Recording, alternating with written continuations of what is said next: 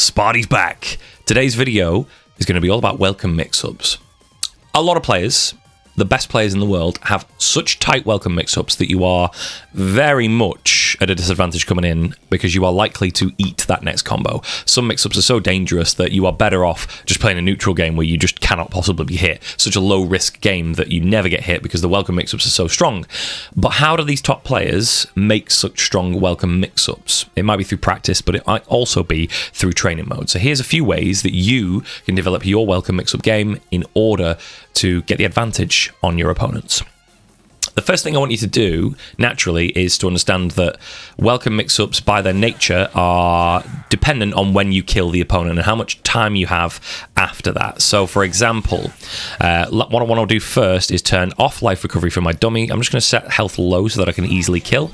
And just understand that welcome mix-ups here, after that kill, there is a lot more time there than if I was to snap. If I snap, I have a lot less time to set up that mix-up.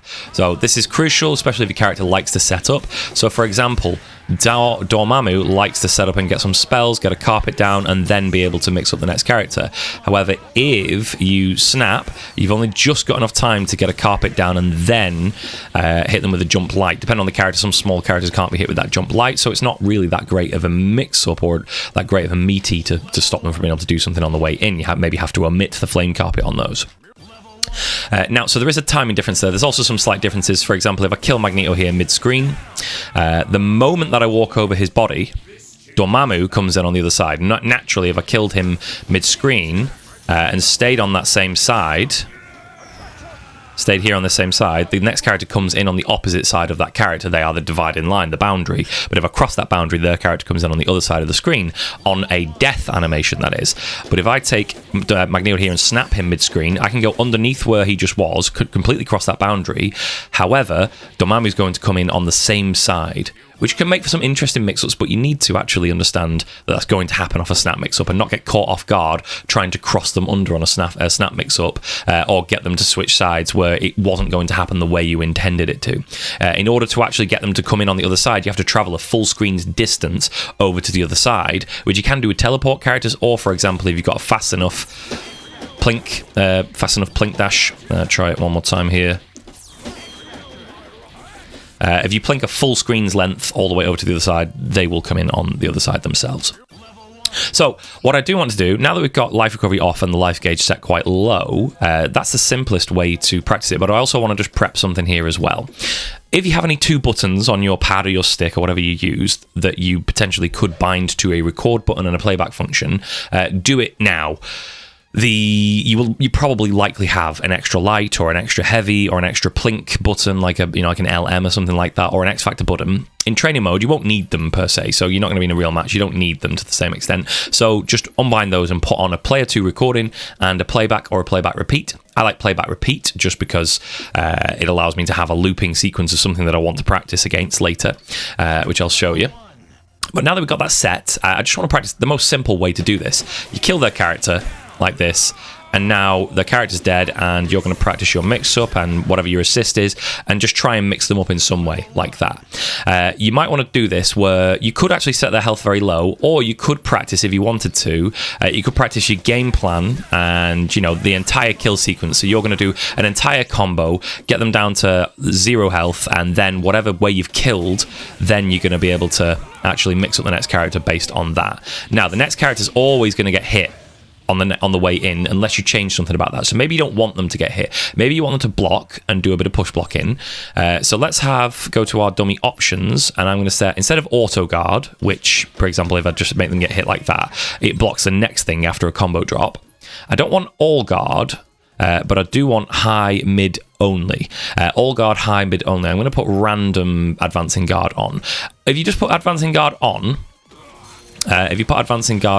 then they will basically advancing guard on the very first frame possible, which humans won't. Humans will have a big variety in how they advancing guard. Random advancing guard makes them advance guard on certain hits. It's still the same timing where they will always try and advance guard the very first opportunity they possibly can. However, it is random as to whether it happens or not, and it means you just get a slightly more realistic representation of what human push block is like. So, for this purpose then, Now we've got them blocking mid but not low. They also block high, but we can just go in and hit them low and kill them like that, and then practice our timing, because timing to figure out when the next character is going to come in is the very first thing you want to figure out. Can you meaty them on the way in? Because you don't want them to be able to come in and to be able to sort of like get up and out of the way and fly away like that because you weren't able to time your meaty. So that's the very first thing. Can you kill them and meaty their character? Are you comfortable with the timing that you need in order to be able to put them in block stun as they come in on the screen? So that's the first thing to practice. After that, you might want to just have a look at, for your characters, what are common mix-ups. You might have seen some common mix-ups, but the way you do them doesn't seem to hit the same way other people do them. It doesn't seem to make sense. You don't seem to get the mix-up the same way top players do that you've seen, that you like, that you're trying to emulate a little bit of their play. And the reason is because they're just that more precise with their timing. They know when the next character's going to come in, and they know when to call their assist during the pressure, so on and so forth. And it's what you've got to learn to practice here. Now, I've got a dummy here which is blocking, which is good, but what about if I want to practice against the dummy who's going to actually do something? So, for example, Dom's going to come in, but I'll do this against Doom here. I want Doom to come in and be foot diving. I want to see, is my setup foot dive safe? So what I'm going to do is I'm just going to take my record function and I'm going to start mashing S. I'm going to start mashing S and then hit record. So I'm mashing S with my character here, which is Doom's foot dive button. I'm going to hit record with my other hand, and I'm just going to record a few seconds of this. And now when I hit playback, it's just going to playback repeat that input over and over and over again. And then I'm going to snap in Doom, or you could kill to get to Doom, and I'm going to hit record now. So I threw a foot dive there on that setting. So after I've actually hit them like that, and when the snap happens, that's when I activate record. Because otherwise, if he's just doing this, I've got to time my actual hit in between those, which is okay, but I want to test, am I going to beat a foot dive? Stand heavy didn't beat foot dive with Magneto. For some reason, in this situation, I want to be underneath him. Crouch S, I say crouch S, just S, out of a crouching animation, does beat foot dive. So I can do something like, for example, this, and comfortably beat that foot dive, and then drop the combo and hit foot dive again. So you see how, by just having that record function there, that helps you practice this. But how do you develop those mix-ups in the first place? How do you know what side your mix-ups are hitting on, and how do you know how you can possibly escape them? So that first method, where we just have our opponent be low on health, and then we go through and we kill them, and we have a sequence there.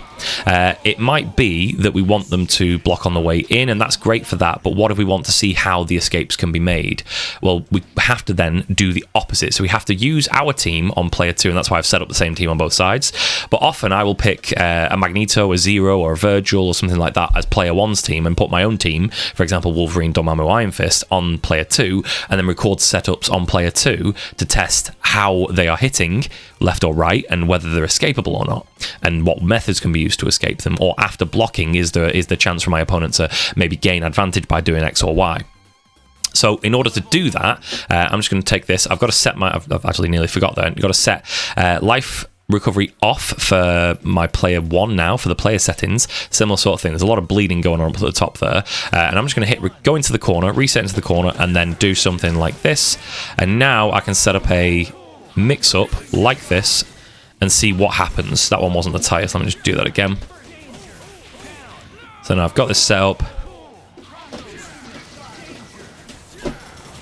And that's a really simple hit confirm that was. So I'm just going to now see, right, okay, that hit clearly hits front.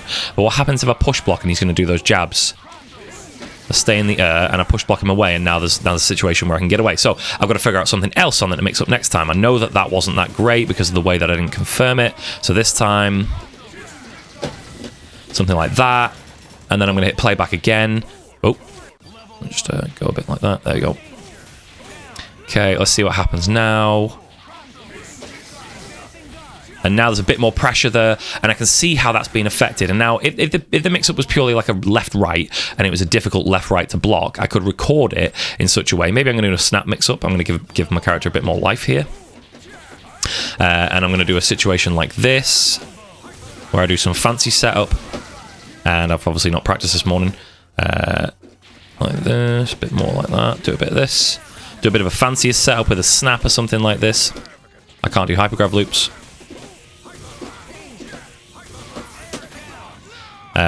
get them mid-screen and I mess it up, but then do some sort of setup like that, where I'm going to do a setup where it's a little bit more complicated, leaning into a left-right, and I'm going to have something like this hitting that didn't hit. So I'd record it to the point where I'm ready to then practice against that. With my team, for example, Dormammu, I've got a mid-screen mix-up, and I'll do it with the other character there, so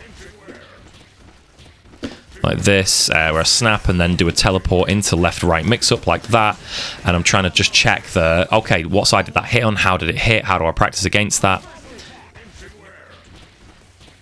Let's try it. So in we come, and I've got to try and hit this. That one hit front side, and could I escape that? Could I foot dive against that or something like that? Is it possible?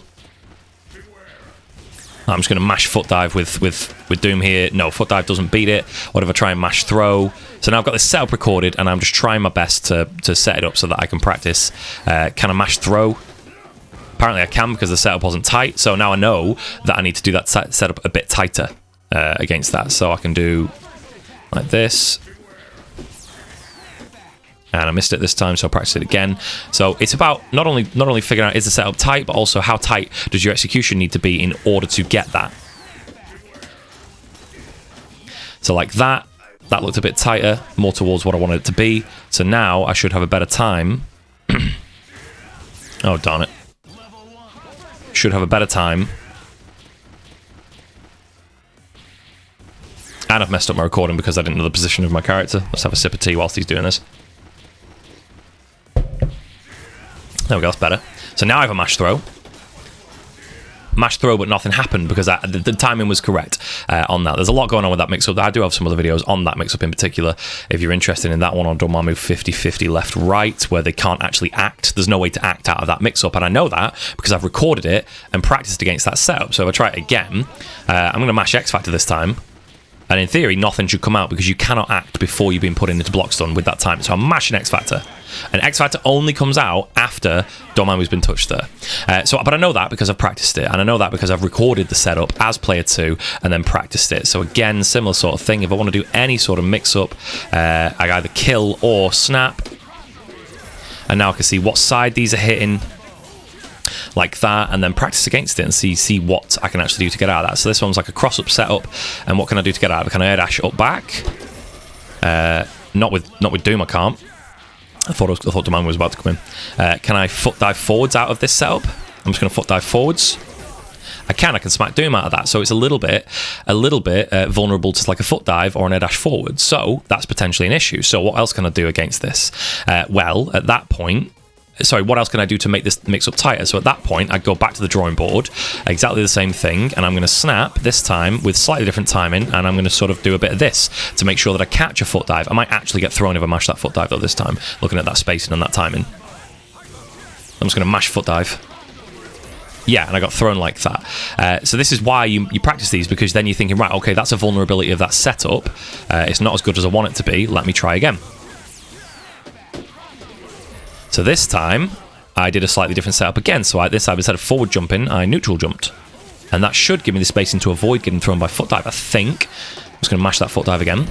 And this time, the foot dive got beat. So this is the idea. You are recording the setup and then testing, okay, how do I get out of that? And if you know that the setup is completely beatable, or it doesn't hit the way you want it to hit, or you want to figure out, okay, it's been that setup, the way I recorded it, hits on the left side, or front side or something. I want to make it hit on the right side. I want it to be a cross-up now. Well, then you're going to have to record it and do something slightly different and figure out where that line is. And the more you record it, the better you are at practicing to do it. The more you know the setup intimately, and the better you have a feeling for, right, okay, I want it to hit left, or I want it to hit right, or maybe to the point where it's so ambiguous.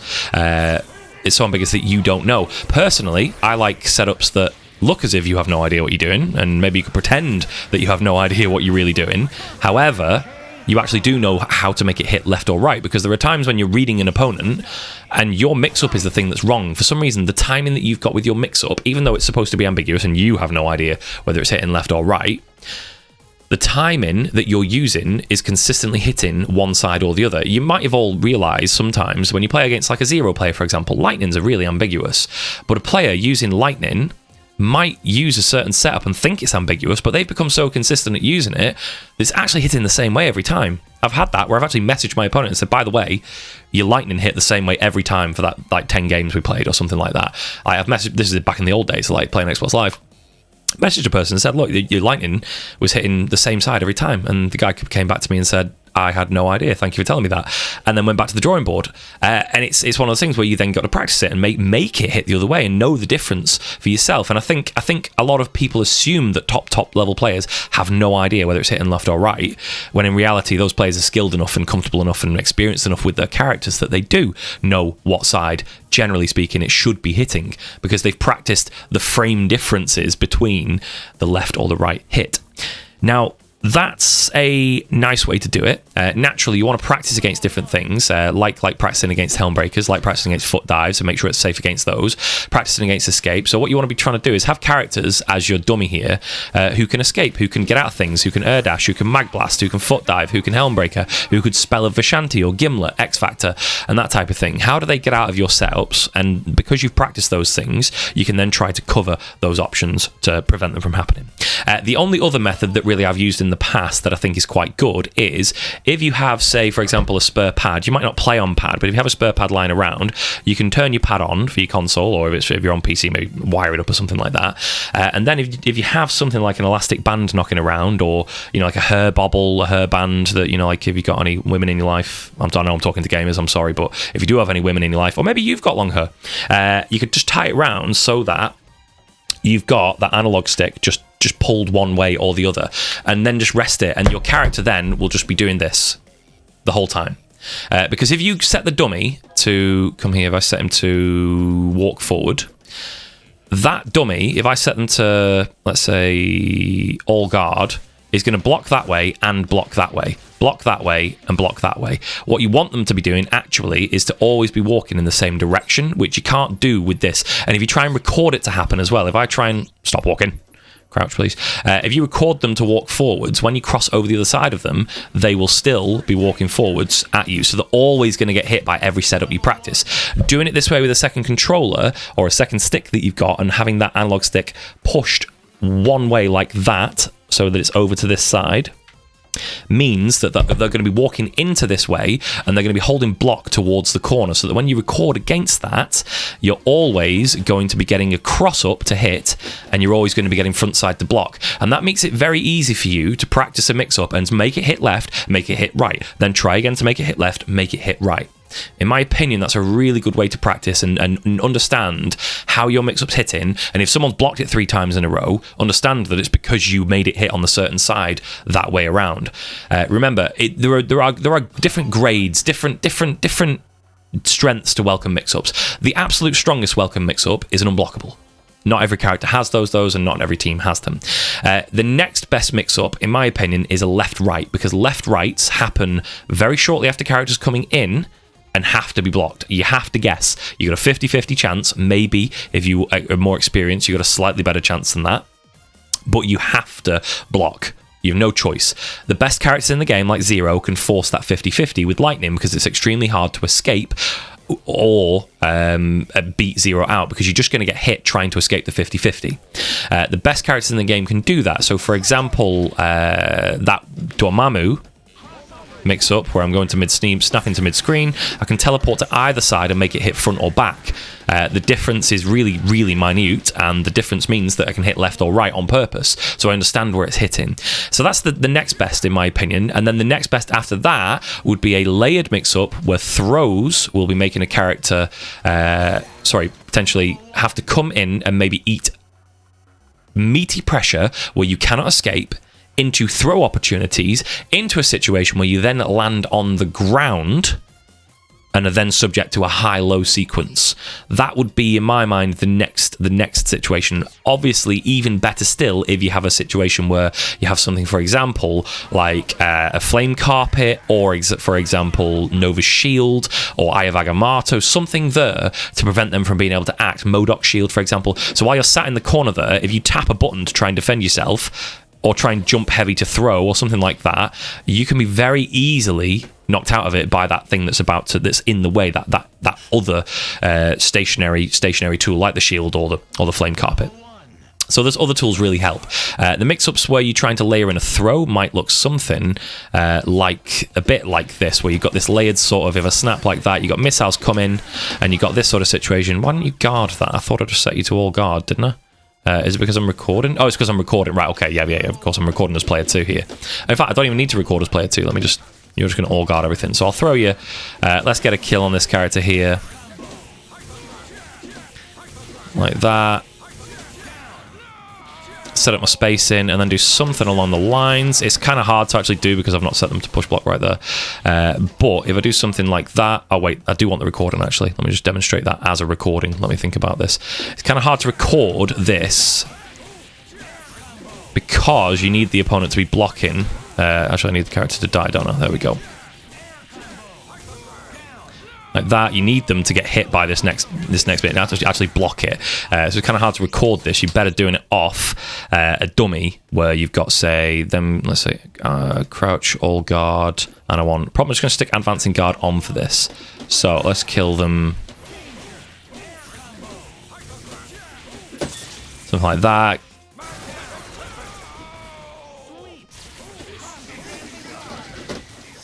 And then missiles are coming down at that point, and then you get that empty low, high into throw, empty throw. Like, you get these mix-up situations where it's going to be like that. But that is less one that you can defend against. Recording that type of setup is really tricky, and that's why it takes real match experience to be able to get past that push block sequence. One way you can practice it a little bit is to, you know, set your dummy to jump and then just practice trying to get past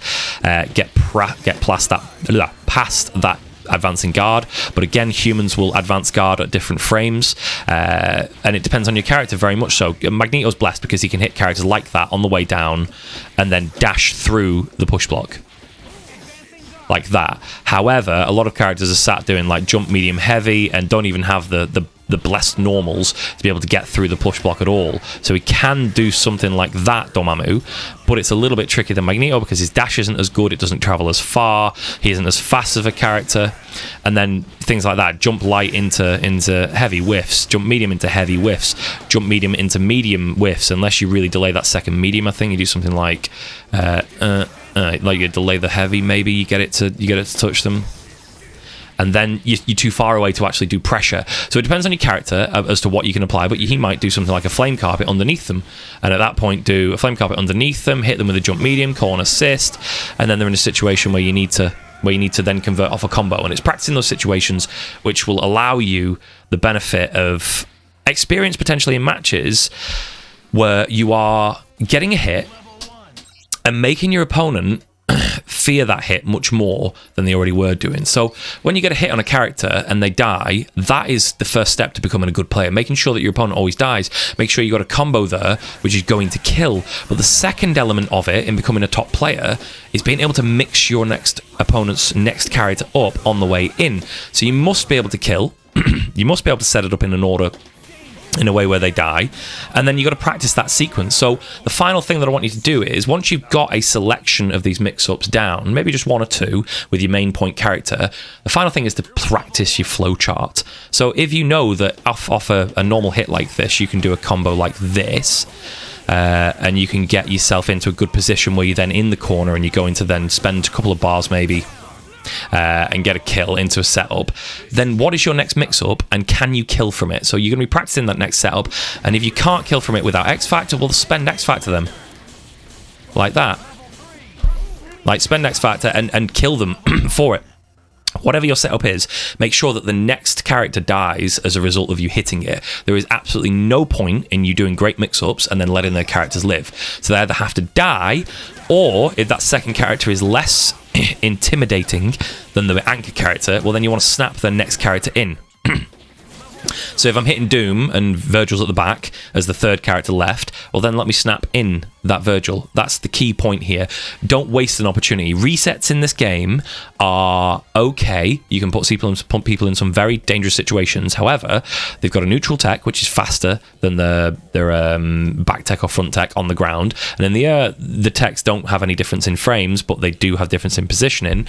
And you could eat a foot dive trying to reset someone. So if you're going to want a guaranteed setup, snap is the way to do it. If you can't kill, if you're not willing to spend X Factor, and if the anchor is better than the second character. The other option is to do a TAC combo. And just understand that TACs are actually really heavily in your favor. TACs generally a really easy way to mix your opponent up. You could reset them, you could reset them like this and hit them with a jab or something like that, and then try and get a throw on them as they recover. But they might just take that throw and reset to neutral. But a TAC, they have to guess. They have to guess, and it is not in their favor. So TACs are not a bad option at all. You could, for example, just do a TAC, and if your next character has a TAC infinite, then you're in the money. You're in the money, and you can do an infinite on the next character, or just spend a couple of bars. But it might be that you don't have an infinite like that, and you're just going to do a simple combo, and it's just going to build you more bar than you would have got otherwise, like this. And now you can kill them for an amount of meter and damage that you didn't have otherwise. And that's going to wrap up today's video. So take this on board, practice your combos, just kill their character. Kill their character and practice what the setup would be. Practice it in a variety of situations.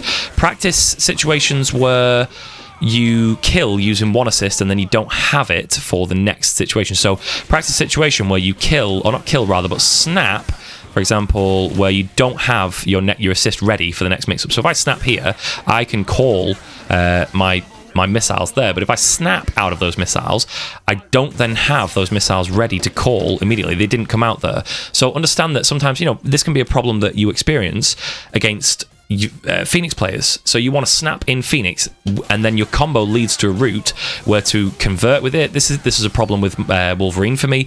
I'd have a route where I'd got a hit off a throw, converted with Dark Hole, and then used Iron Fist Rising Fang assist for the snap. But I wanted the Rising Fang assist to get the mix-up on Phoenix, and I had to use Dark Hole instead because Rising Fang has just been used to OTG with Wolverine. So practice situations like that that are unique, but practice situations altogether where their character dies, the next character comes in, whatever the situation might be. It might be that you're a Dormammu player and you have Dormammu seconds, so you might want to practice a situation. Let me just get the health down a little bit more here. You want to practice a situation here where you do something like this, where you kill them with Disruptor into Stalking Flare, Tempest into Stalking Flare, and then they've got a block on the way in. So if I just record a quick sequence like that, now they will block on the way in. And now I can practice what happens timing-wise with, can I charge spells when they block like that? Will they be brought back to the ground like this? Can I hit them with a high-low mix-up off that situation? So that's all I want you to do. Practice using just killing them, set their health low, maybe try snapping them in, something like that. Record it so that they block, record it so that they foot dive, and then go to the player 2 side and record the mix-up that you've developed, which you think seems okay. And then once it seems okay to you, make it so that obviously you find out where it's weakest. So where is that mix-up weakest? Where is it going to fall apart when your opponent tries to start escaping it in real matches? And I promise you, if you can kill opponents and you can mix them up and make them dead on that next hit, your win rate is going to go up dramatically. That person you've been struggling to beat at your locals is now suddenly going to have to respect your mix-ups, going to have to respect your neutral that much more, because they can't just get away with getting hit 5 times a match against you, because you're going to be killing them in 3 hits. And at that point, you are a much more intimidating player, much more competent, and you go, like I say, your win rate is going to improve dramatically. That is the difference between low to mid-level play. It's the difference between killing and not killing, and having mix-ups and not having mix-ups. Having those mix-ups, having those kills leads to you being a mid-level player, and once you've got those down, that's when the game unlocks and your neutral game develops. Because you're now looking for specific types of hits, you're looking to not get hit by your opponents in specific ways, and you're looking to start reading your opponents to understand, in this situation, what are they most likely to do? What are they looking for? Why did they do that right there? Oh, it's to set up this thing that I've seen them do, for example. So try this out. See what you think. If you have any trouble recording any of these, or you have an idea that you want to record and you can't figure out how to record it with your characters, or figure out how to practice it, come back to me, leave me a comment down below, and I'll come back to you to try and see, okay, why don't you try recording it this way? Why don't you try the settings done like this? And then from there, you might be able to practice it. If that's been helpful to you guys, leave a comment down below. Let me know if you have any questions at all. If you've not already hit that subscribe button, hit it for me. Let YouTube know what's up. Otherwise, I've been Sparty. It's been a pleasure. Thank you very much. Peace.